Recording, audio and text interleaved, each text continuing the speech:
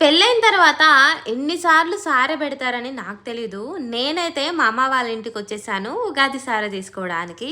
అయితే పెళ్ళైన కొత్త జంట ఉగాదికి ముందు రోజే వచ్చి పెళ్లి సారె అనేది ఉగాది సారె అనేది తీసుకొని వెళ్ళాలన్నమాట అత్త వాళ్ళ ఇంటికి. సో ముందు రోజు నైటే మేము వచ్చేసి నిద్ర చేసి ఇప్పుడైతే సారె కోసం అన్నీ రెడీ చేసుకుంటున్నాము.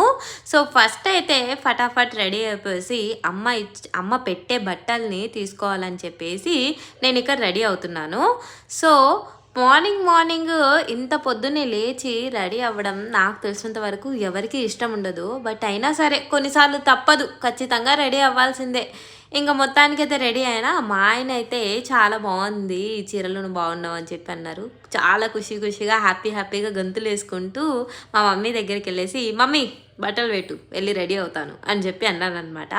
నా ఫేస్లో ఒక డిఫరెన్స్ ఉంది, కనిపెట్టారా? అయినా నీ ఫేస్లో ఏముంది లెక్క పెద్ద డిఫరెన్స్ అంటారా? ఉందండి, బాగా గుమ్మరించండి. కంటి దగ్గర కొంచెం వాసినట్టుంది, ఎందుకంటే గండు చీమ అంటారు కదా, అది కుట్టిందనమాట.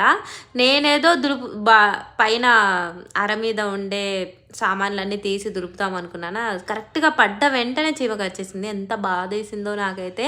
బట్ అయినా 2 డేస్లో తగ్గిపోయింది. సో ఇక్కడైతే మా ఆయన అదే ఎక్కిరిస్తూ ఉన్నారు నాకైతే. ఇంకా నేను రెడీ అయ్యానంటే మా ఆయన బొట్టు పెట్టుకోకుండా ఆ వీడియో అసలు కంప్లీట్ అవ్వదు.